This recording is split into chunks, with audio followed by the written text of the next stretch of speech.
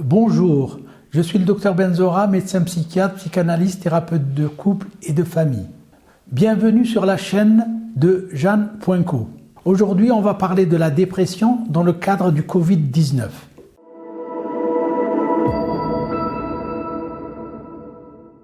Alors aujourd'hui, on vit une situation critique qui est cette pandémie à l'échelle mondiale. Et notre questionnement aujourd'hui, c'est quelles sont les répercussions, quel est l'impact sur notre psychisme de cette situation qu'on traverse. Et quelles solutions on peut trouver pour répondre à ces états dépressifs. Alors, il est certain qu'on retrouve quand même plusieurs troubles psychologiques, que ce soit l'anxiété, l'angoisse par rapport à la maladie, mais aussi, au fur et à mesure, on s'est rendu compte qu'il y a des états dépressifs qui s'installent à long terme. Alors, actuellement, il est certain que cette crise nous met dans des situations où nous sommes restreints au niveau de notre espace, de notre temps.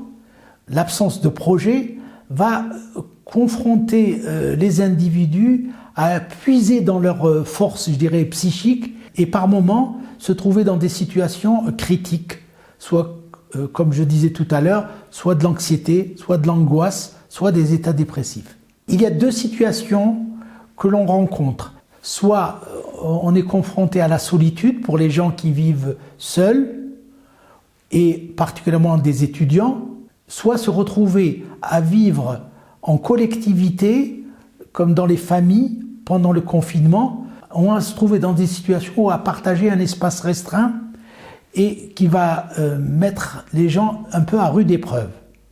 Combien de conflits de couple, combien de tensions entre les fratries qui font que nous sommes aujourd'hui là à nous interroger sur tout cet aspect des troubles psychiques. Quant à la dépression, il y a quand même des signes d'alerte. C'est vrai que les premiers signes sont souvent le repli un peu sur soi, l'absence de désir, le ressort est cassé comme on dit, on va moins s'alimenter, on va plutôt être dans une situation où on ne va pas beaucoup bouger, où on peut retrouver aussi des troubles du sommeil comme l'insomnie, et à différents degrés, bien sûr, tous ces signes sont des signes quand même d'alerte. Et il est important d'être vigilant, non seulement pour soi, mais aussi pour les autres, puisqu'on sait très bien que le déprimé, c'est pas lui qui va donner l'alerte, mais c'est surtout l'entourage qui va se rendre compte de certaines modifications psychiques. Alors, quelles sont les solutions préconisées dans ce cadre-là de dépression lors de cette pandémie?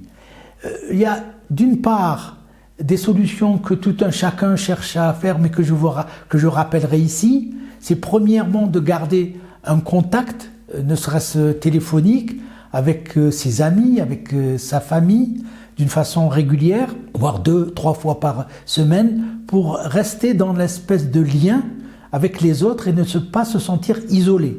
L'isolement n'a jamais fait bon ménage avec le psychisme.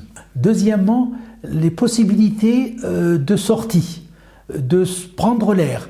Même si vous n'êtes pas un grand sportif, de s'autoriser à faire une marche d'une demi-heure pour s'aérer. Le troisième élément, c'est aussi la relaxation. On trouve des supports sur le net qui permettent un petit peu de se détendre, qu'on peut pratiquer dans la journée ou le soir avant de dormir.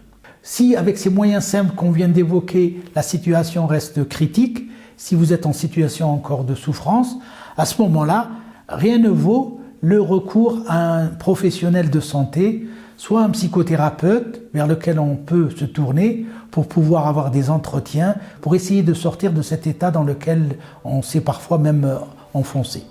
Ou bien un psychiatre qui peut aussi aider en prescrivant quelques traitements pour pouvoir aider d'une manière peut-être artificielle, mais qui parfois peut rendre service comme une béquille, ou bien, dans certains cas, si ce n'est pas possible, de se tourner vers son généraliste qui, eux aussi, ont des possibilités de prescrire aussi même des antidépresseurs qui parfois soulagent au bout de quelques jours.